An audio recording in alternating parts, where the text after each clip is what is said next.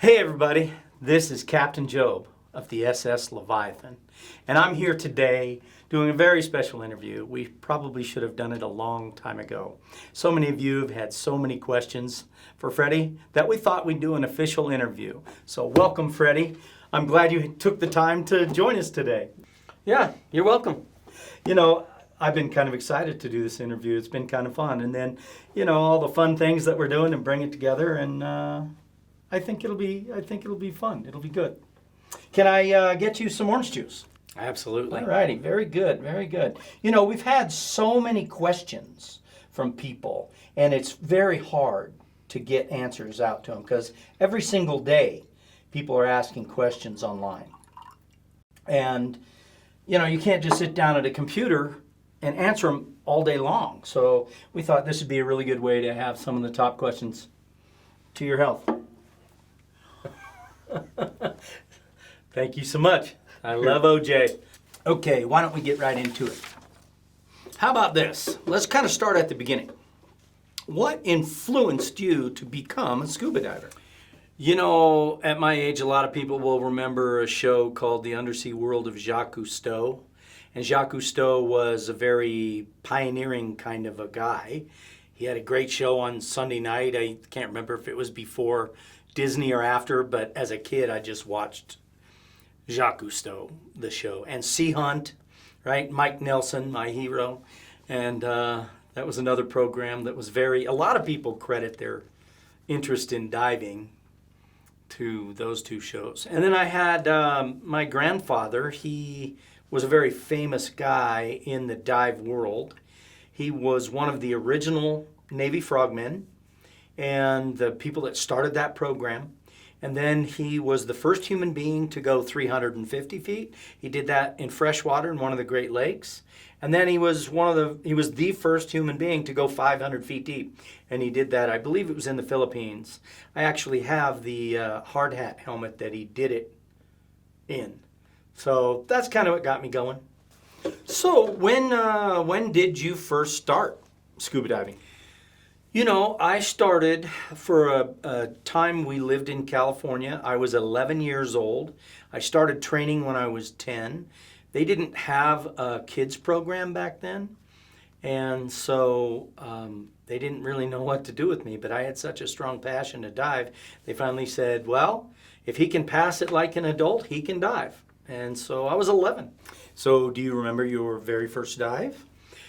My very first memory or my first dive was in a swimming pool, so that wasn't too terribly excited. But exciting. Your first real dive, your first ocean dive, or right after you were certified. Yeah, my open water dives were in Catalina Island in California. Again, I was 11, and that was my first ocean experience. So I kept my face down in the water all the time. And I actually saw my first shark, and it was a great white shark. I didn't know it was a great white shark at the time. They had to tell me later. But it was very small. It wasn't a giant one. So, oh my gosh, you saw a great white shark on your very first ocean dive.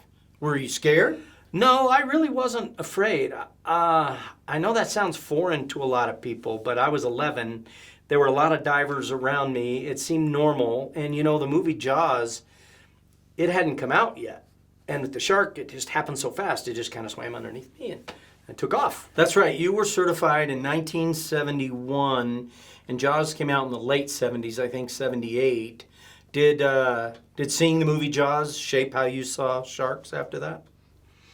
I think probably at the time it did a little bit. I think it made me nervous around sharks because all of a sudden you have this big eating machine on the movie. But in reality, it didn't change anything for me because I had seen sharks so often in California, and I thought they were beautiful.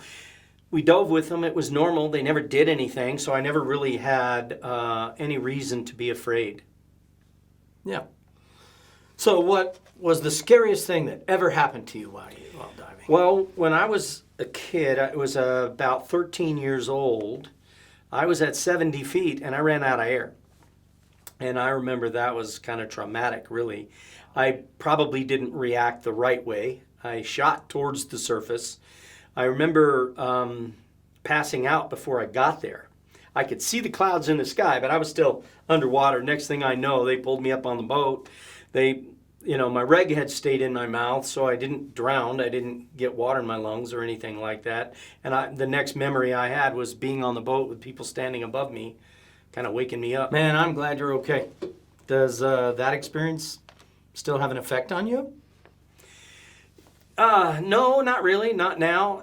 I would say I was nervous when I was really young from that ever happening again. But just like a lot of people, when they learn and they get a lot of experience and they start training in real world dives, I know what to do instinctively now. It wouldn't scare me at all. As a matter of fact, I've ran out of air numerous times since at deep depths as much as 90 feet. Okay, so let's fast forward a little bit. You learned to scuba dive in California, and then as a teenager, you moved to Colorado. So did you continue to dive in Colorado, or did you stop diving then? No, when we moved back to Colorado, I think I was 14 at the time, I did continue diving. I was still passionate about it. I came out of California, although now I'm in Colorado. Where the heck do you dive? So I tried a river. That kind of sucked. They moved too quick in Colorado. But I did a few lakes, And then I had an opportunity one time to raise a sailboat in one of the bigger lakes. That was kind of fun. And I wanted more. I wanted to keep diving. It just wasn't the easiest thing to do, in Colorado. But, my grandfather had inspired me enough to try to follow in his footsteps. So I was very, very passionate about diving. And he was in the Navy.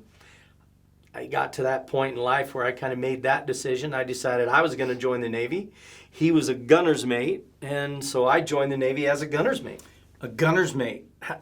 How does that tie into diving? The gunner's mate part of it really doesn't, but that got me in the Navy. I had a rating, right? And then to follow my passion in the Navy, I tried to either get into the diving. The easiest thing for me was I trained as search and rescue. And then on the ship that I was attached to, we had a dive locker, and I was kind of in charge of that. So, a bunch of us could keep diving. Oh, so you found a way to follow your passion. Yeah, absolutely. Yeah, it was while I was in the Navy, but it almost ended too, because now diving wasn't quite as fun when it was a little bit more like a job, right? A few dives were exciting and fun, but most of the stuff was disgusting water in the naval harbors around the world, right? Zero visibility, and they're kind of boring dives, just looking at the bottom of a ship or something. Yeah. Well, you mentioned the good ones. Let's talk about the good ones. What were some of those? Oh man, I can tell some stories. It's one of the coolest things I think that could happen to anybody happened to me. And it was one of those things where we didn't plan it. We were in Egypt, and on an off day, me and a buddy decided, hey, let's go diving. And we had a car or something. I can't remember exactly how we even got there, but we grabbed our dive gear, and we just literally went to the beach in Alexandria. And no big deal, just by ourselves. And we just got in the waters, a beach dive right from the sand, right there from the beach, and it was near the harbor. And now we're diving around, and all of a sudden, I'm seeing things underwater. When I say things, I'm seeing statues, and I'm small sphinxes and obelisks, and when you come upon that, you didn't expect it. Nobody told you it was there. Wow. What do you think? You're like, did they put it here is this on purpose? Did they put it here do people come dive this on? But what it turned out to be, and this would have been in 1982 or 3, I think. What it turned out to be was they discovered that this was Cleopatra's palace. And whether it sunk or the water rose, it's now underwater, but it's accessible right there from the beach. There were no signs, there was no tape saying stay away, none of that kind of thing. It was awesome. That was a great experience, just something to happen, one of the better ones, right? And then there was another one in Florida, which was kind of fun and kind of funny. And if anybody's dove springs or the rivers out in Florida, the rivers are crystal clear and they move slow. But one thing is that they flood once a year. literally flood, like a lot more water, but it's not moving very fast. It's still slow, so it's still crystal clear. And there's a river called Itchituckney River. And we just literally pulled off the highway onto a boat ramp somewhere, backed my Jeep up, floated the gear out. Everybody got in their gear. We went scuba diving in this flooded river. And it was about 10 feet deeper than the banks of the original river. And what makes it such a cool dive is it was surreal. You could see fish swimming through pine trees and the forest. Wow. You could see flowers in full bloom, but they're underwater. I have a picture holding my body straight out with one arm from a sign that says no alcoholic beverages beyond this point, right? The buildings were cinder block. They were unlocked. They took everything out of them every year when they would flood, except for the stuff that was waterproof. And so we could go inside there and check them out. We had pictures of sitting on the porta potties underwater. So that was kind of crazy. But the weird thing was, if you did it, and only if you did it, you would know this. We'd swim back into the forest, and we'd get shallower and shallower and shallower the further we went. And when you got to where you could stand up, you poked your head out, all of a sudden it's dark. And you put your face back under, and it's light. And it's dark, and it's light. That sounds and awesome. The reason why was the water would refract the light back into the forest a little bit. So you could dive and see everything, and then all of a sudden you poke up, and it was kind of dark. And that's because the canopy, the trees were so thick, they just blocked it out. So when we were going home, we stopped at a restaurant. My wife was there, a couple of buddies, and we're exhausted, we're tired. And the waitress says, "Well, you guys look like you had some fun today." I said, "Yeah, we were scuba diving in the Itchituckney River," and her face went, like something was wrong. I'm like, "What?" She says, "That's illegal." "Illegal? Why?" Right? And she said, because this time of year when they flood, all the crocodiles' nests are underwater. The alligators or whatever they are underwater, and they're swimming around and they're agitated. And then the water moccasins, the same kind of thing. So it was a really cool dive. It was kind of fun. That's amazing. What's next? You got out of the Navy, or did you continue to dive when you got out of the Navy? Not right away, actually, because most of the diving in the Navy was kind of boring. And the stuff that I had to do was, it wasn't fun. And then I got back to Colorado, kind of starting our life all over again, out of the Navy, getting jobs. We had kids. And a lot of divers know that kind of crimps your style when, going scuba diving. Trips are expensive and, things like that. So having the kids, I didn't dive for a while. But you got back into it apparently, so what got you back into diving after taking a break for so long? After about 8 years of not diving, my wife and I had an opportunity to go on a cruise down in the Caribbean, and that cruise had some optional dives that you could schedule and go on. I mean, I hadn't planned on diving. I didn't bring any dive gear. I don't think I had any at the time. And I did the dives, but man, it just fired it right back up. It's like being underwater again. I was super, super excited, right? So when we got back to Colorado, I had to find the closest dive shop, and start getting back into it. So the shop closest to my house was Coral Key Scuba. And I went on a few trips with them. I took some courses. I trained as a dive master. I think I have 23 specialties that I've taken in the time. So apparently the passion just all came flooding back to you. And isn't that the shop that you own now? Yeah, it actually is. Kind of strange how that works out, right? I got to know the owner. I had been a dive master with them for a little bit. And he was close to retiring. And I think he was a little tired of the dive business, So I told him, I said, "You need to sell me the shop," right? And his answer, I'll never forget, was like, "Show me the money." Did you ever expect to own a dive shop? I never did. I never thought I was going to own a dive shop. All my life, I loved scuba diving, and I really did think there would be something with the underwater world that I would do. I wanted to be a marine biologist at one point, and that kind of went by the side. But I always loved diving. I was always passionate about it, but I didn't really think I'd own a shop. Huh. Did your family think you were crazy when you told them you wanted to buy a dive shop? Crazy like a fox maybe. It's funny because every single person that knows me, family or friends, they said that is absolutely the perfect thing for you. So you've been into it your whole life up to this point. You got yourself a dive shop. And has your view of the dive world changed since you bought the shop? A little bit, really, because before when you look for a product, you just looked in a very small number of them, but now I see all of them. So the world of products is so much larger than I originally thought. Yet the dive industry itself is actually pretty small. It's about a $2 billion a year industry, which sounds like a big number, but globally that's tiny. I think the toothpick industry sells more than $2 billion worth of toothpicks every year. So now you own a dive shop. How's that worked out for you? Financially, horrible, right? I didn't buy the dive shop for money, right? I did it actually originally to help as many to learn to dive as possible. But I did expect it to work out a little better. There's a joke in the dive industry that says, how do you make $1 million in the dive industry? You start with 2 million, right? So it hasn't worked out great that way. But it did turn into the ability to share my passion with people. And I get to help people learn to dive that are nervous about it, get more people into the sport. And actually, I get to help people buy the right gear. So what do you mean by that? Like any other product out there, some gear is good and some is junk, right? And owning a dive shop, I have access to all the gear, the manufacturers, the research, right?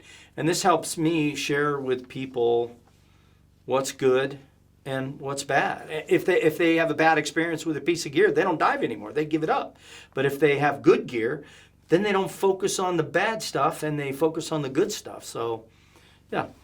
So, is there a conflict there? I mean, you're selling gear, the same gear you review. Why should we trust your opinion? Wouldn't you just rate something, high to sell it?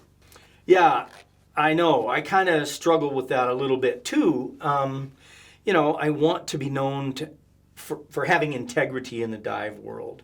And honestly, to this point, we've done reviews for 7 years and we've never sold any gear, right?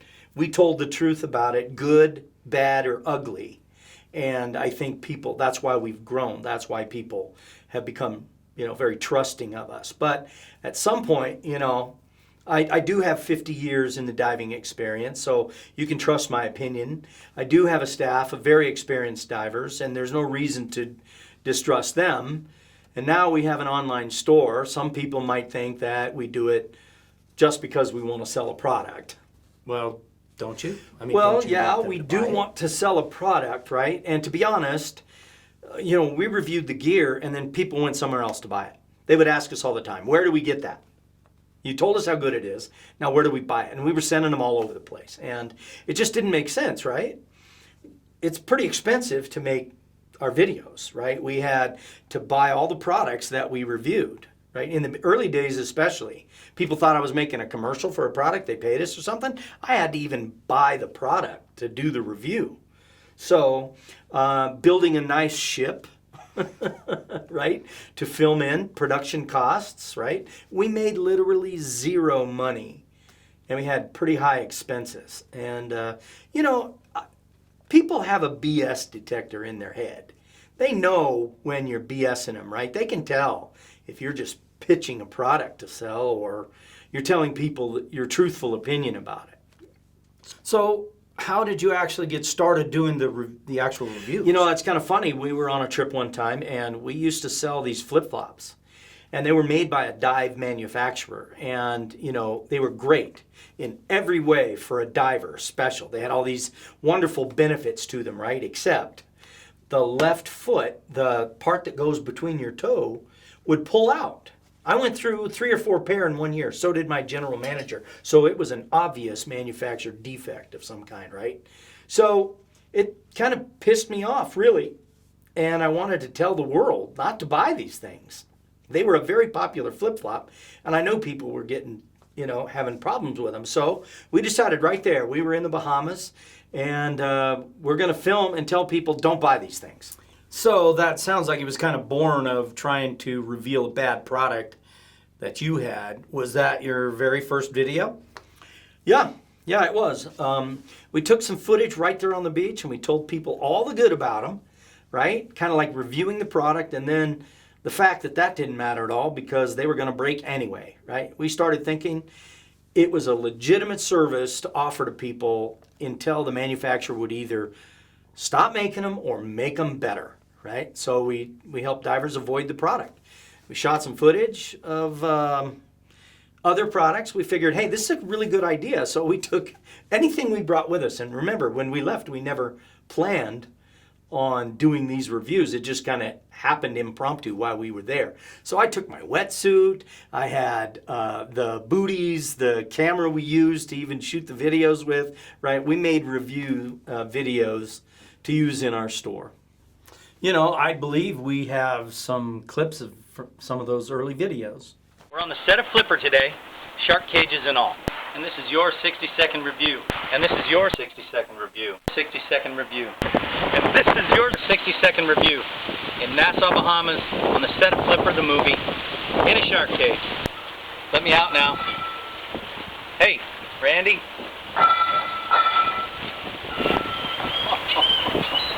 Hey, this isn't funny!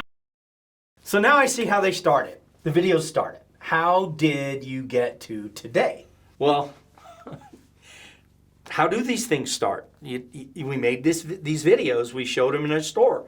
People liked them. They became popular enough, and there was this little, app you could get called YouTube, and we started doing reviews on YouTube, right? Now remember, we didn't have an online store.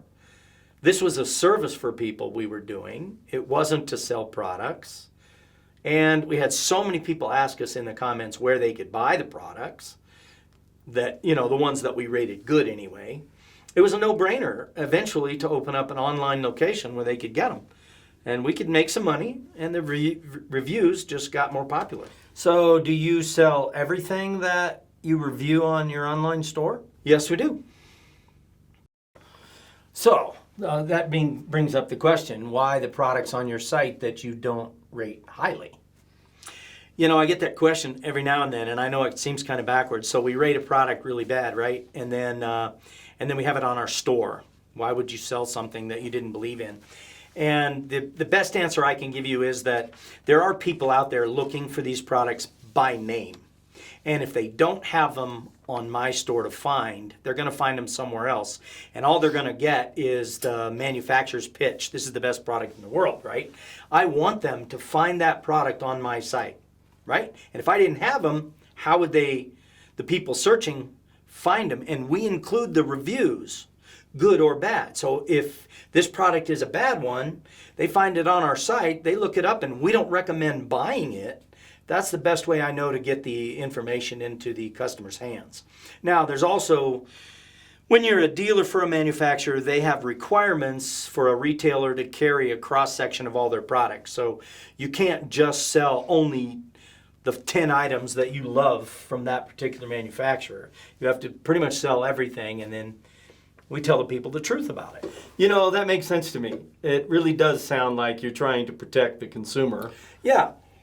And now you have a lot more than just reviews, right? Yeah, it kind of took on a life of its own, really. So we did the reviews, we did the products, and some of them were really, really good, but we also rated some products really, really bad. If the people out there know our BA scale, to give a product a 1 or a 2 that's death, and we've done it. And then we've even had some of the manufacturers kind of threaten us a little bit, right? But we did this review, not a review, we had so many people ask us questions like how to fit a mask that we decided, well, let's just do a video and say, just go look for the video. So we did this mask, how to clean a mask, and it was extremely popular, right? Our mask review showed us that we're never going to be able to review every single mask out there. There's just too many of them. So when we did the video on what to look for, how to fit a mask properly, how to buy one, it went around the world. It was so popular. So that taught us something, right? We did more how-to videos, and now we have tips and tricks, interviews, product discoveries. We're beginning a series on what to look for in every kind of snorkel or product, scuba product out there, right? Training videos like refresher course, that's going to come out. All the refresher information that's in the course, and it's free, right? Just look it up on YouTube. And our latest is really cool. We're very excited about what we call our on-location videos, right? So at Christmas, you can go look up a video that shows a fire in a fireplace. 3 million views on that thing, right? It got me to thinking, I love the underwater world. I could sit and watch beautiful scenery underwater, couldn't you? I mean, it's gorgeous. So we started doing on-location videos, and they're a little different. Rather than just having scenery, let's say you're going on a trip to Hawaii, and you want to see what the animals and the fish and the underwater world looks like in Hawaii. Go look at leviathanscuba.com, on location Hawaii, right? You've never been to Indonesia before? Try the Indonesia on location video. It's awesome. So they're going to be about 30-minute videos. You can just turn them on, play them in the background, and some of the most beautiful diving we've ever done. And we take the footage ourselves. We travel around and get it. Yeah, wherever you want to go, we're going to try to have a video. Ah, that sounds awesome. That sounds awesome. I can't wait to see some of those, actually. There's a few trips I have planned. So where is your favorite site? Dive site? That's kind of a hard one, really. I would say I don't have a particular one, you know, as an example, but if you've ever been to Palau, the Blue Corner, that's an awesome place. It's really tough to beat, right? If you're in Raja Ampat, there's one called Magic Mountain. It attracts a lot of mantas. That's really amazing. If you go to Fiji, really in the Bly Waters up in the north, there's Mellow Yellow. That's an awesome one. And one thing I try to do is not duplicate the same site over on a trip, but we did that one 3 or 4 times on our last trip to Fiji. Wow. I'm going to have to check those off my list. Sounds good. Your favorite location, not site, not dive site, but your favorite location around the world?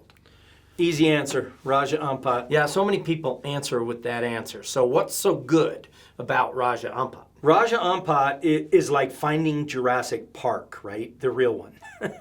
It seems like it would have been the same 1,000 years ago. It seems very untouched. So many animals. The biodiversity is known to be the greatest in the world. And so it's definitely my favorite. Yeah, would you ever move there? You know, not really, because my job lets me go there enough. My family lives in Colorado, and family is very important to me. Yeah, Colorado. I mean, we get a lot of questions about Colorado. Seems like a very strange place to have a scuba company.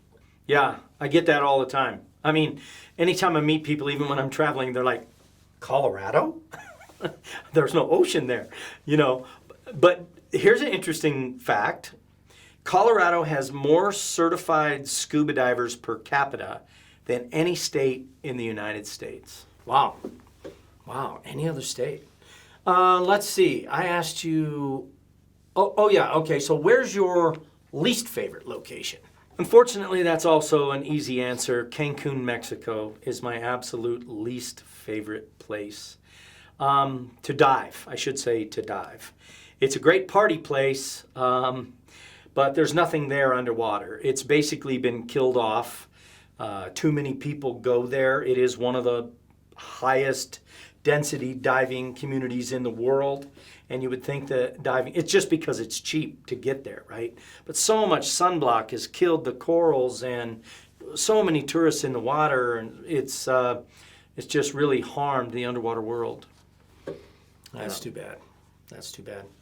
So the coolest thing you've ever seen underwater? It's not the normal answer, but I would say every new first encounter. What I mean by that, like I even still keep a dive log. I don't do profiles anymore, but I keep track of all my firsts, right? So my first wobbegong shark was in Raja Ampat. My first walking shark was in Indonesia. My first cave was, you know, those kind of things. I track the first encounter. So those are my favorite things to do. But if you're talking, you know, general dives out there, whale shark, feedings, I have some cool footage of just getting right up there on their mouth while they're feeding, and that really sticks out to me. And, you know, we did feedings in Philippines, in Oslab, where you get to scuba dive with them. You don't have to snorkel with them, so you get down there right with the animal. That's pretty good. And then, you know, feeding sharks is thrilling. I mean, it's thrilling. I say to people, they're just a big fish that's misunderstood. But when you see this here, I'm feeding sharks, and there's 20 to 40 sharks around me. If they wanted to take me out, they could take me out, right? But they're just not that mindless eating machine like people think. So not only is it thrilling to do, but it teaches people that they're just not the mindless killers. Yeah, I've seen some of those photos. I think that might creep me out a little bit to have that many sharks zipping around. Now, I've also seen some footage of someone diving with crocodiles on the channel. Was that really you? It really was. Yep, I do my own stunts. Really? How cool was that? That was very cool. It really was. I mean, it was something new. It was something exciting. It was definitely a thrill. Maybe a little stupid, I know some people might say. But I was trying to be safe. As you'll see in the footage, the scariest part for me really was because I was holding the camera in my hand, and I had a crocodile come up, and we show it again in slow motion. Comes up and bites my camera. And I think we just surprised him. So I want to be a little more prepared next time we go, but I definitely want to do that again. Yeah, I think that would probably freak me, maybe most people out a little bit too. So what's the next thing? The thing you haven't done yet or you haven't seen yet, what's the next coolest thing you want to do? So I'm going to give a shout out to Bob Hollis. Bob Hollis is the founder of Oceanic. He's the guy that invented the dive computer. He was a big name in the dive world, and he fired me up about this and invited me to go with him, and then he kind of, got sick and couldn't pull it off. But my fantasy, my bucket list thing is to go dive with either humpbacks or blue whales in the open ocean. So what they did was they would fly over with a plane. They would find a pod of whales, and then they would zoom out in front of them with a really fast, big 1,500 horsepower boat. And you'd drop off the back, sink down about 30 feet, and the boat would leave. And you'd get right in front of them, so hopefully they would just keep kind of cruising past you and through you. And that is just, I can't wait to make that happen. Wow, that sounds awesome. So next question, deepest dive. Well, how deep, what's the deepest dive you've ever done? I think it was a Navy dive. I had to go identify a boat that was sunk, and it was 240 feet, I think I officially hit. It was just a short bounce, it was go down. We had twin tanks, and it took me longer to get back to the surface than it did to get to the bottom. I think this next question is maybe partly because of the Colorado thing, but what's the coldest you've ever dove? Yeah, the coldest dive is, we have our own lake. We're the only dive center in Colorado with our own lake, and we still dive it in the wintertime. If the public is taking a dry suit course, then we'll let them do it, but the regular public doesn't. So it was in the upper 30s, mid to upper 30s in a dry suit, and it wasn't a one-time event. We actually kind of do that every year. So what's the most extreme conditions you've ever dove? Oh, it was the worst, man. It was the worst. If you've ever been in a hurricane, you know how bad it can be. And I had to dive in a hurricane one time, and just the logistics of making that happen was just such a pain. It was terrible. Yeah, that would be crazy. That would be crazy. So this is a strange question, right? You must have touched on this in one of your videos, but we've had a few people ask this question. Do you pee in your suit? I don't want to talk about it. No, that is a strange question. Right? Do you pee in your suit? Okay, so I know because one of our videos we did talk about that a little bit, and there's only two kinds of divers: those that pee in their suit and those that lie about it. So the answer is yes, I do. I can't help it sometimes, but we're quick to clean it out with enzymes so it doesn't stink, and we use a product called Mermaid Tears, and that totally gets rid of the odor. And I have this little trick, so the people that know me that dive with me, they laugh sometimes underwater because, when you let loose, if you turn completely upside down, right, you're completely head down, feet up.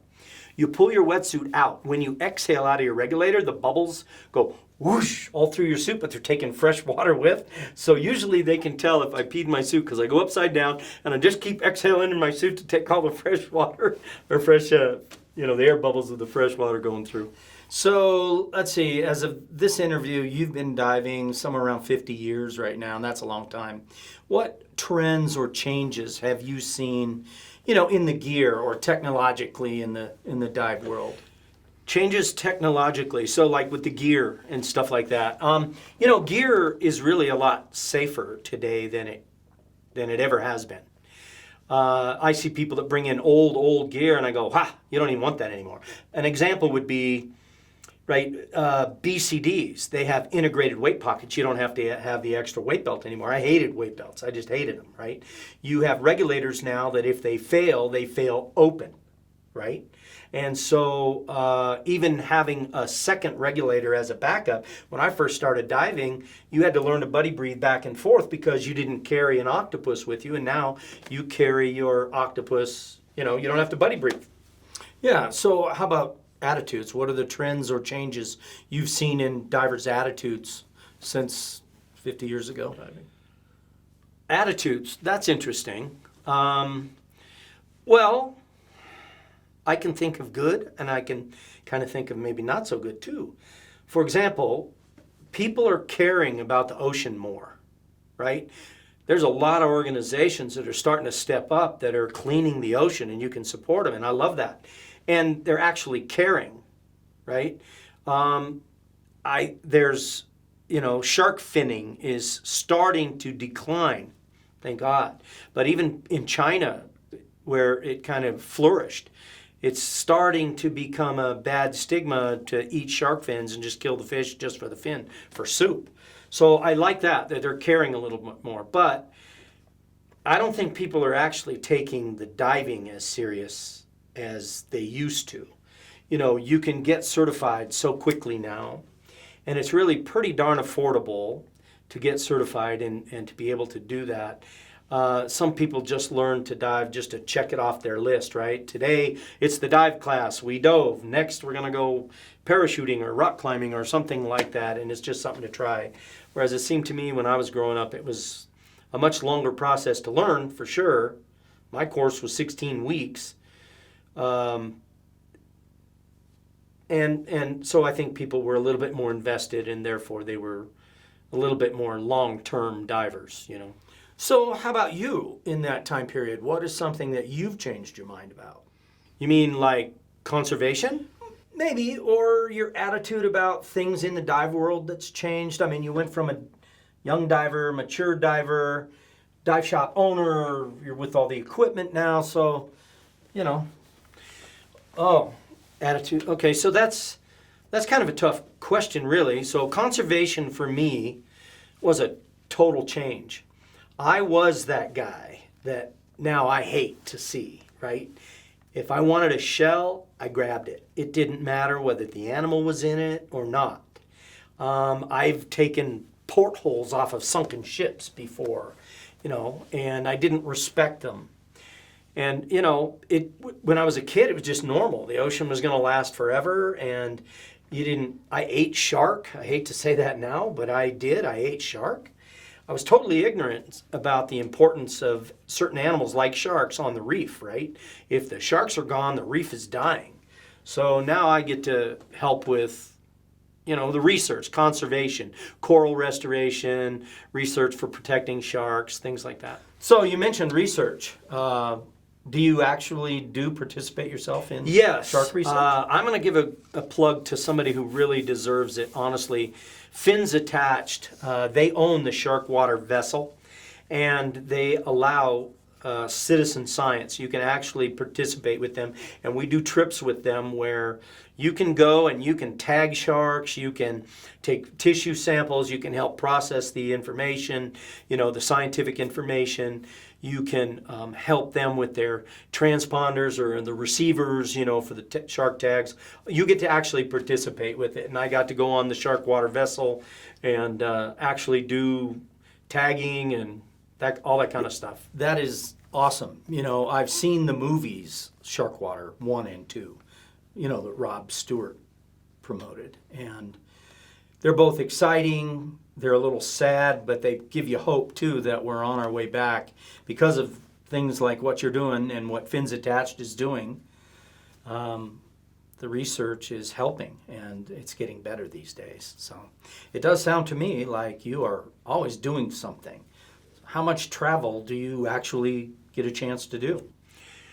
You know, I'm blessed to have the opportunity to travel usually 6 to 8 trips a year, right? Most of them are 1 week long, sometimes 2. Trips that you lead with guests, or are these, you're doing them on your own, or? Well, I get an opportunity sometimes to go and scout locations or destinations, and that will be either by myself, or usually I'll take a friend or a professional diver of some sort that has experience in that area. And what I'm looking for really is some of the best diving in the world for the best prices to take people on trips, right? So the other part of that is I do get to take 10 to 20 divers on group trips occasionally, and we go all over the world. And I just love leading those groups. You get to know these people. A lot of them become friends, right? And if you think about it, we're all interested at that moment in the same thing, right? We could come from different political backgrounds, you know, whatever, nationalities, different countries, things like that. But at that moment, you're interested in the same thing at the same time, and people get to share their passion about scuba diving and the underwater world, and I just love that. Yeah, I think you'd be fun to dive with. I want to go on some of these trips. I mean, I have seen some footage of you diving in costumes, right? Yeah, I know. It makes people smile, right? And diving should be fun. I don't think it should be stuffy or so professional that, you know, you can't laugh and enjoy and have a good time. And when I dye my beard or I show up in a costume, you know, it makes people laugh, makes them have fun and relax. Yeah. Could somebody join you on one of these trips if they wanted to? Oh, heck yeah, you bet. Yeah. Well, I've had a lot of fun doing this interview. I really hope that people get a sense a little bit more of who you really are in this interview, right? It's very obvious to me that passion has been your driving theme when it comes to scuba diving. I mean, when you were a kid, 11 years old, you found a way when they didn't even have kids programs back then, right? And then you moved back to Colorado, of all places, with no ocean. You were a teenager, and you found a way to keep diving. Your passion kicked in, right? And then in the military, you joined as a gunner's mate to follow your grandpa's passion.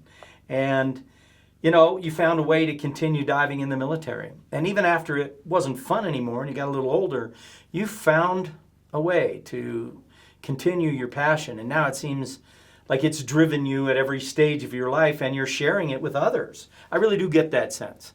So if we have more questions in the future, or, you know, would you be up for a live session maybe, question and answer, or? Oh, yeah. That'd be, Yeah, I think unless so, they're too. asking me questions And like, give do a you chance pee in your for suit? people to ask you questions directly, right? Live. Yeah, I So, would. how about any last words for the viewers? Yeah, you know, I mean, the most important words probably are thank you. You're why I do this. You've made me grow. I've learned. You've had a chance to learn. I get to feel like I make a little difference for people, saving them from buying some junk and maybe sending them in the right direction with some training and helping them out with their gear. And you never know where this is going to go. I mean, how big this can get, right? So thank you for supporting me so that we can make these videos. Just by watching them is great, right? And I hope that I've earned your trust. And we will continue to attempt to do so, right? That's very important. And if you ever see us out there, you know, making a video or doing a dive trip or something like that, make sure you say hi. And if you happen to stop by in Colorado, come look us up.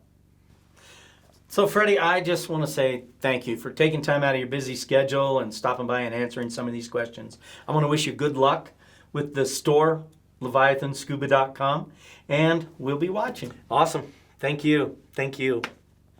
Thank you, everybody, for tuning in, making it a success. We hope you make it a great day.